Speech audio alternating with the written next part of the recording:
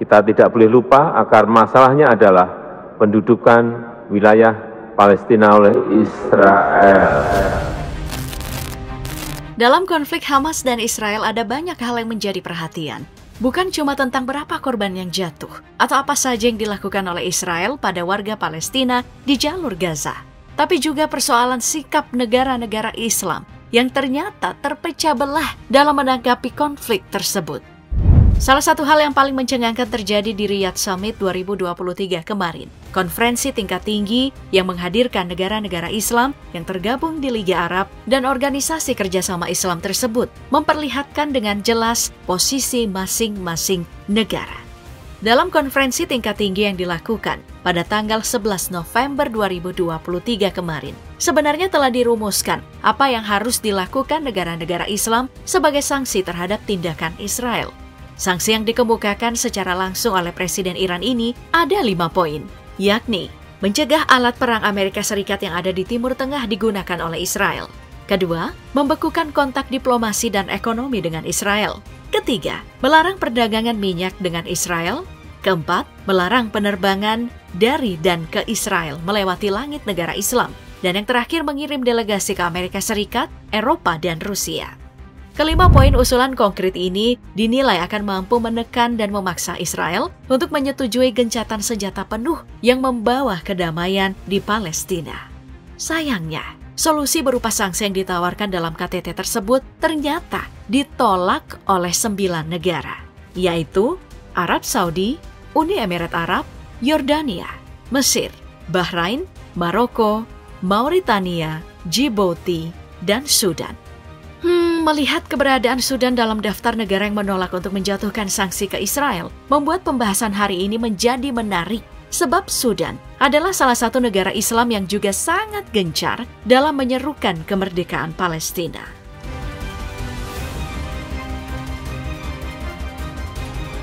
Hubungan kedekatan Sudan dan Palestina memang cukup spesial. Bahkan bentuk dan warna bendera dari kedua negara ini hampir sama. Sebagai pendukung kemerdekaan Palestina, Sudan sudah pernah menjatuhkan sanksi berat pada Israel sejak tahun 1958. Dari undang-undang yang dibuat, Sudan melarang menjalin hubungan dengan Israel, melarang bisnis dengan warga negara Israel, serta hubungan bisnis dengan perusahaan Israel atau perusahaan dengan perintangan Israel. Dalam undang-undang tersebut juga menyebutkan adanya larangan impor barang-barang Israel secara langsung maupun tidak langsung. Selain itu, Sudan juga ikut berperang melawan Israel di Perang 6 Hari yang terjadi pada tahun 1967. Dengan adanya tindakan ini, tentu saja hubungan Palestina dan Sudan sangatlah baik. Di tahun 1969, Sudan sudah memulai hubungan dengan Organisasi Pembebasan Palestina yang memperlihatkan sikap Sudan yang mendukung kemerdekaan Palestina. Kemudian pada 15 November 1988, saat Palestina melakukan deklarasi kemerdekaan, Sudan menjadi salah satu negara pertama yang meningkatkan hubungan diplomatiknya. Bahkan, Sudan juga memberikan ruang untuk kedutaan Palestina dibangun di Sudan. Lalu hubungan mereka pun berjalan dengan lancar pada tahun 2017. Sudan dan pemerintah Palestina menandatangani 18 nota kesepakatan yang mencakup berbagai macam hal, seperti perdagangan, keamanan, kesehatan, budaya, dan lain sebagainya. Sebagai salah satu mitra yang baik bagi Palestina, Sudan juga menjadi tempat melancong bagi warga Palestina, entah itu untuk bekerja ataupun untuk belajar. Baiknya hubungan Sudan dengan Palestina dan berbagai kecaman yang terjadi di masa lalu membuat banyak orang melihat kalau Sudan ini seharusnya tidak menjadikan Israel sebagai kawan.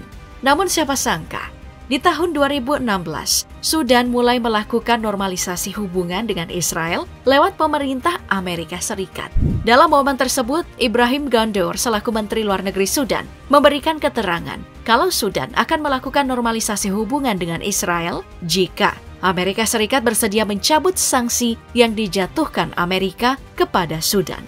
Dari sejarahnya, Sudan ini memang sudah berulang kali dijatuhi sanksi oleh Amerika. Mulai dari sanksi yang jatuh pada 12 Agustus 1993 saat Sudan dituduh sebagai negara sponsor aksi terorisme oleh Amerika.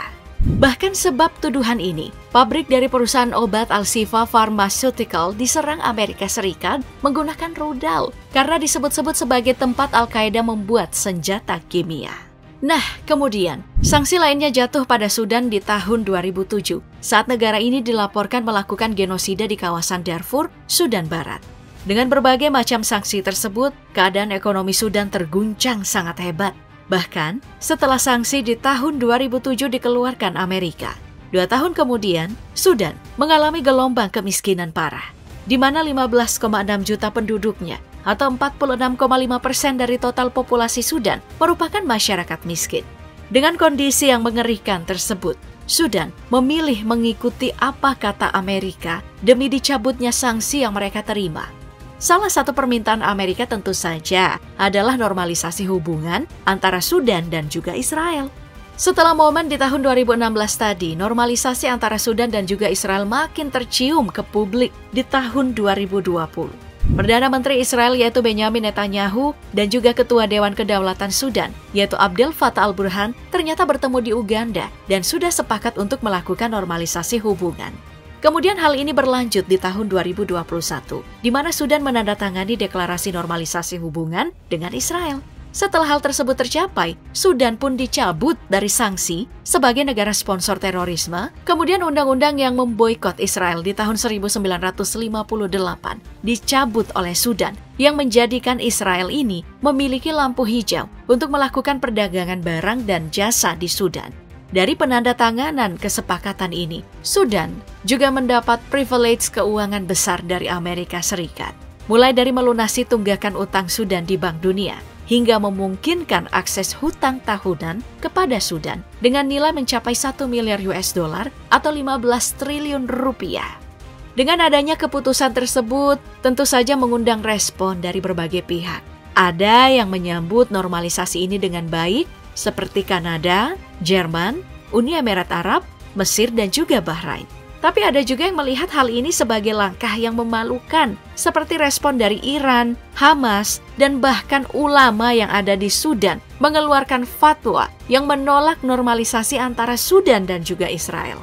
Sikap dari ulama Islam Sudan ini tentu bukan alasan, sebab 97% penduduk Sudan adalah umat Muslim yang tentu berada di pihak Palestina. Namun apa mau dikata, sudah memang sangat bergantung dengan Amerika dan harga yang harus dibayar adalah berbaikan dengan Israel.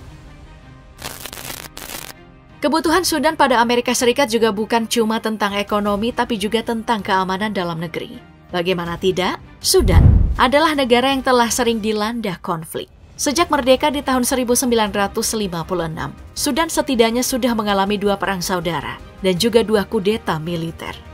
Tahun 2011, Sudan bahkan kehilangan sebagian wilayahnya yang memerdekakan diri menjadi Sudan Selatan.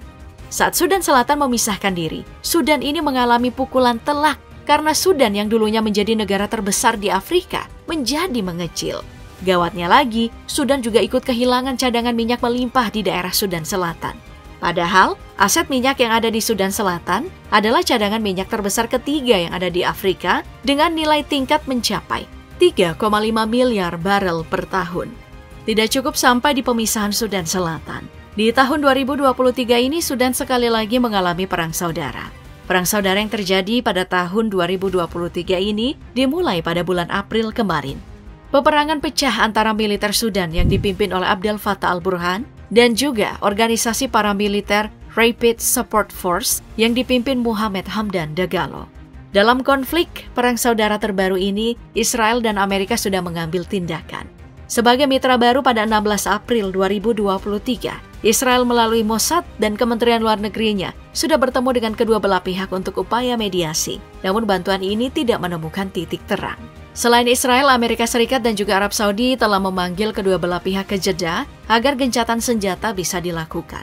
Amerika bahkan memberi ancaman sanksi pada Sudan jika tidak menghentikan perang saudara yang terjadi. Namun hingga sekarang, kedua belah pihak masih bertikai.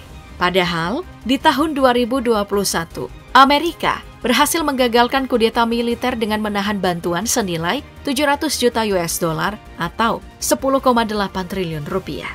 Dengan perannya di tahun 2021 kemarin, tentu saja pemerintahan Sudan berharap kalau Amerika Serikat bisa menyelesaikan konflik yang tengah terjadi di Sudan. Melihat kondisi Sudan yang tengah dilanda konflik dan ketergantungannya pada Amerika, maka sikap Sudan yang tidak ingin menjatuhkan sanksi pada Israel sudah tidak membingungkan.